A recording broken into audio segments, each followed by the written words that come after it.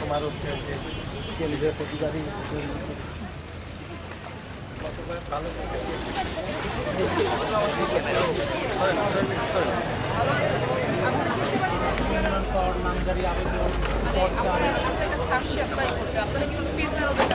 ছাব্বিশের স্থানীয় পর্যায়ের উদ্বোধনী অনুষ্ঠানে বিভিন্ন শিক্ষা প্রতিষ্ঠান থেকে আগত সম্মানিত শিক্ষক মণ্ডলী সহজীকরণ করতে সরকারের নির্দেশনায় ভূমি মন্ত্রণালয় ঠিক আছে আমরা চাই যে নাগরিক সেবা, যে মানবিক সেবা বর্তমান সরকার দেশের প্রতিটি জনগণের দোরগোড়ায় পৌঁছে দিতে যাচ্ছে, এটা সম্পর্কে তারা জানুক।